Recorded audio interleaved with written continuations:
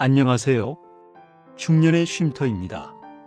오늘도 바쁜 하루 속에서 잠시 쉬어가고 싶어 이곳에 오신 분들 조용히 반갑습니다. 오늘은 우리 모두에게 아주 가까우면서도 어느 순간부터 조금은 낯설어진 존재, 내 몸에 대해 이야기해 보려 합니다. 주제는 나이가 들수록 내 몸과 친구가 되는 법입니다. 중년이 되면 이런 말 자주 하게 됩니다. 예전 같지가 않네. 몸이 말을 안 듣네. 어디 하나 성한 데가 없네. 젊을 때는 몸이 있다는 사실조차 의식하지 않고 살았습니다. 시키는 대로 움직여주고 버텨주고 다음 날이면 또 멀쩡했으니까요. 그런데 어느 날부터 몸이 먼저 말을 걸어옵니다. 조금만 무리해도 피곤하고 잠을 설쳐도 바로 티가 나고 괜찮다 싶던 관절이 괜히 한 번씩 신호를 보냅니다. 그럴 때 우리는 속으로 이렇게 말합니다. 왜 이렇게 말을 안 들어? 하지만 가만히 생각해보면 내 몸은 한 번도 우리를 배신한 적이 없습니다. 오히려 지금까지 묵묵히 우리를 데리고 여기까지 와주었습니다. 젊은 날의 무리도 밤샘도 참아온 스트레스도 다 말없이 견뎌주었습니다. 다만 이제 와서 조심스럽게 말하는 것뿐입니다. 이제는 조금 천천히 가자. 이제는 나도 쉬고 싶다. 나이가 든다는 건 몸이 고장난다는 뜻이 아니라 몸과의 관계가 달라진다는 뜻인지도 모릅니다.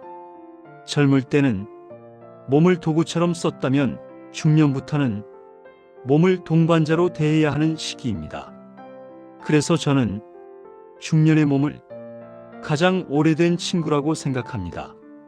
어릴 때부터 지금까지 한순간도 떨어진 적 없고 우리가 웃을 때도 울 때도 힘들 때도 항상 함께 있었던 친구 말입니다.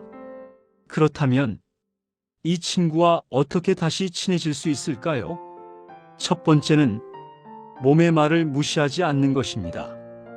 예전 같으면 괜찮아 참아 하고 넘겼을 작은 통증, 이유 없는 피로를 이제는 한 번쯤 바라봐 주는 겁니다.